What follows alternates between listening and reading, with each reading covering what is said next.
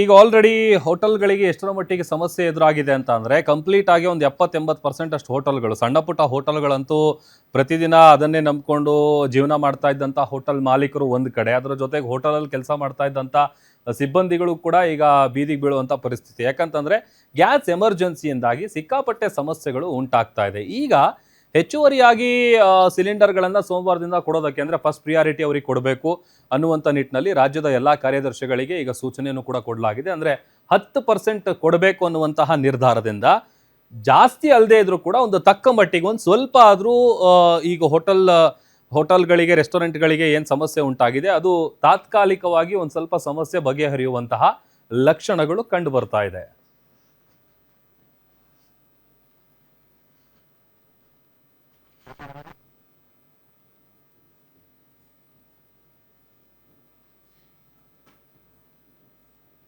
Hotel association ಅಧ್ಯಕ್ಷರಾದಂಥ GK. Shetty ಅವರು ಇದ್ರ ಬಗ್ಗೆ ಮಾತನಾಡೋದಕ್ಕೆ ಲೈವ್ ಜಾಯ್ನ್ ಆಗ್ತಾ ಇದ್ದಾರೆ. ಸರ್ ನಮಸ್ತೆ. ನಮಸ್ಕಾರ. ಕರ್ನಾಟಕ ರಾಜ್ಯ ಹೋಟೆಲ್ ಸಂಘದ ಅಧ್ಯಕ್ಷನಾಗಿ ಗ್ಯಾಸ್ ನಮ್ಮವರಿಗೆ ಕೊಡ್ತೀನಿ ಅಂತ ಅಶ್ಯೂರೆನ್ಸ್ ಕಾಣ್ತಾ ಇದೆ ಹೊರತು ಇಲ್ಲಿ ತನಕ ಗ್ಯಾಸ್ ಯಾರಿಗೂ ಸಿಕ್ಲಿಲ್ಲ. ಸರ್ಕಾರ ಏನ್ ಹೇಳಿದ್ರೆ, ನಮ್ಗೆ ಒಂದ್ಸರಿ ಕೇಳಿದ್ರು ನಿಮ್ಮ ಇದ್ರ ಪ್ರಕಾರ ಒಂದಷ್ಟು ನಿಮ್ಮ ಸದಸ್ಯರ ಪಟ್ಟಿನ ಕೊಡಿ, ಆ ಪ್ರಕಾರ ಕೊಡ್ತೀವಂತ ಒಂದು ಮೀಟಿಂಗ್ ಬಂತು.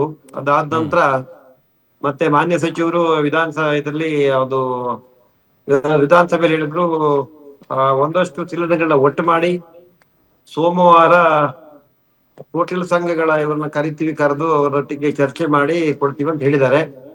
ಸೊ ಸೋಮವಾರ ಇವತ್ತು ರಂಜಾನ್ ಇರೋದ್ರಿಂದ ಸೋಮವಾರದ ಸಮಯ ಇನ್ನು ನಿಗದಿಯಾಗಿ ನಮಗೆ ತಿಳುವಳಿಕೆ ಇನ್ನು ಬಂದಿಲ್ಲ. ಅದಕ್ಕೆ ಸರ್ಕಾರದ ಸೂಚನೆಗೆ ಕಾಯ್ತಾ ಇದ್ದೀವಿ. ಅದರಿಂದ ಸೋಮವಾರದಿಂದ ಗ್ಯಾಸ್ ವಿತರಣೆ ಪ್ರಾರಂಭ ಆಗತ್ತೆ ಅಂತ ನಾವು ಅಂದ್ಕೊಂಡಿದೀವಿ. ಸರ್, ಈಗಿರೋ ಸದ್ಯದ ಪರಿಸ್ಥಿತಿಯಲ್ಲಿ 10% ಎಷ್ಟು ಹೆಲ್ಪ್ಫುಲ್ ಆಗ್ಬೋದು ಅಂತ ಸರ್? ಯಾವುದು ಇನ್ಫಾರ್ಮೇಶನ್ ನಮ್ಗಿದೆ. ಯಾಕಂದ್ರೆ ಕೇಂದ್ರ ಸರ್ಕಾರ ಯಾವ 20% ಅಂತ ಹೇಳಿದ್ದ 30% ಮಾಡೋದಕ್ಕೆ ಪ್ರಯತ್ನ ಮಾಡ್ತಾ ಇದೆ ಅನ್ನೋದು ಒಂದು ಇನ್ಫಾರ್ಮೇಶನ್ ನಮ್ಗಿದೆ. ಆ ಪ್ರಕಾರದಲ್ಲಿ ಸ್ವಲ್ಪ ಜಾಸ್ತಿ ಸಿಗುವ ಸಾಧ್ಯತೆ ಇದೆ. ಆದ್ರೆ ಇನ್ನೊಂದು, ಇವತ್ತಿನ ವಾಸ್ತವಿಕ ಸ್ಥಿತಿ ನಮ್ಗಿನ್ನ ಚೆನ್ನಾಗಿ ನಿಮ್ಗೆ ಗೊತ್ತಿರುತ್ತೆ. ಯಾಕಂದ್ರೆ ನಿಮ್ಗಂತ ಟಿವಿ ನೋಡೋರಿಗೆಲ್ಲ ಗೊತ್ತಿರುತ್ತೆ. ಯಾಕಂದ್ರೆ ಮಧ್ಯಪ್ರಾಚ್ಯ ಇದ್ರಲ್ಲಿ ಏನ್ ನಡೀತಿದೆ ಆ ಪ್ರಕಾರದಲ್ಲಿ ಡಿಪೆಂಡ್ ಆಗತ್ತೆ ಫ್ಯೂಚರ್. ಅದು ಒಂದು ರೀತಿ ಅಸ್ಥಿರತೆ ಕಾಡ್ತಾ ಇದೆ. ಈಗ ನಮಗೆ 9ನೇ ತಾರೀಕಿಂದ ಗ್ಯಾಸ್ ಕೊಡಲು ನಿಂತಿದೆ.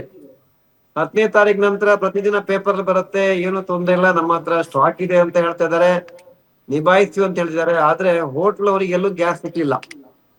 ತದನಂತರ ನಾವು ಸರ್ಕಾರವನ್ನ ಅಥವಾ ಈ IOCಯನ್ನ ಅವರೊಟ್ಟಿಗೆ ಸಭೆ ನಡೆದಾಗ ಆದಷ್ಟು ಬೇಗ ನಾವು ಸಿಲಿಂಡರ್ ಬರ್ತದೆ, ನಿಮಗೆ ಕೊಡ್ತೀವಿ ಅನ್ನೋ ಆಶ್ವಾಸನೆ ಹೊರತು ಇಲ್ಲಿ ತನಕ IOC ಇರ್ಬೋದು, HP ಇರ್ಬೋದು, BPL ಇರ್ಬೋದು, ಅಂದ್ರೆ ಈ 3 ಸರ್ಕಾರಿ ಸ್ವಾಮ್ಯದ ಗ್ಯಾಸ್ ವಿತರಣಾ ಸಂಸ್ಥೆಗಳು, ಇವುಗಳ ಕಡೆಯಿಂದ ಹೋಟೆಲ್ನವರಿಗೆ ಗ್ಯಾಸ್ ಬಂದಿಲ್ಲ. ಬೇರೆ ಹಾಸ್ಪಿಟ್ಲು ಅಥವಾ ಸ್ವಲ್ಪ ಬಸ್ ಸ್ಟ್ಯಾಂಡ್, ರೈಲ್ವೆ ಸ್ಟೇಷನ್ ಅಂತ ಕಡೆ ಸ್ವಲ್ಪ ಕೊಟ್ಟಿದ್ದಾರೆ.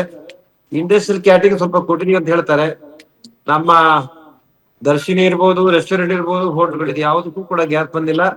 ನಾವೆಲ್ಲ ಸ್ವಲ್ಪ ಈ ಪ್ರೈವೇಟ್ ಗ್ಯಾಸ್ನವರು ಮುಂಚಿಂದ ಸ್ವಲ್ಪ ಸಪ್ಲೈ ಮಾಡ್ತಾ ಇದ್ರು, ಅವ್ರಿಗೆ ಯಾರ್ಯಾರಿಗೆ ಕೊಡ್ತಾ ಇದ್ರು ಅವರಿಂದ ಸ್ವಲ್ಪ ಸಿಗ್ತಾ ಇದೆ.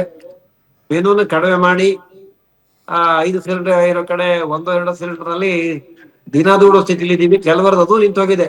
ಈಗ ಗ್ಯಾಸ್ ಬದಲಿಗೆ ಡೀಸೆಲ್ ಸ್ಟವ್, ಕಟ್ಟಿಗೆ ಅಥವಾ ಚಾರ್ಕೋಲು ಏನೇನೋ ಮಾಡಿ ಒಟ್ಟೆ ದಿನ ದುಡ್ತಾ ಇದ್ರು. ವ್ಯಾಪಾರ ಎಲ್ಲ ಕಡಿಮೆ ಆಗಿದೆ. ವ್ಯಾಪಾರ ನಾವು ರೆಗ್ಯುಲರ್ ವ್ಯಾಪಾರ ಇಲ್ಲ. ಆಮೇಲೆ ಈಗ ಈ ನಿರ್ಧಾರದಿಂದ ಎಷ್ಟು % ಸಮಸ್ಯೆ ಕಡಿಮೆ ಆಗಬಹುದು ಅಂತ ನಿಮಗೆ ಅನ್ಸುತ್ತೆ? ಸೋಮವಾರ ನಾವು ಅಂದ್ಕೊಂಡಿದ್ದು, ಸೋಮವಾರ ಒಂದೇ ಸಚಿವರು ನಮ್ಮ ಜೊತೆಗೆ ಸಭೆಯನ್ನು ಕರೆದು ಚರ್ಚೆ ಮಾಡಿ ಅವರ ಸರ್ಕಾರದ ನಿರ್ಧಾರ ಹೇಳ್ತಾರೆ. ಇಲ್ಲದಿದ್ರೆ ಕೊನೆ ಪಕ್ಷ ಅವರು ಅಧಿಕಾರಿಗಳಿಗಾದ್ರೂ ಸೂಚನೆ ಕೊಡ್ತಾರೆ. ಆ ಸೂಚನೆಯ ಸೋಮವಾರ ಏನಾಗತ್ತೆ ಅದರ ಮೇಲೆ ನಾವು ಮುಂದಿನ ಸ್ವಲ್ಪ ಅಂದಾಜು ಮಾಡ್ಬೋದು. Okay, thank you guarantee news ಜೊತೆ ಮಾತನಾಡಿದ್ದಕ್ಕೆ.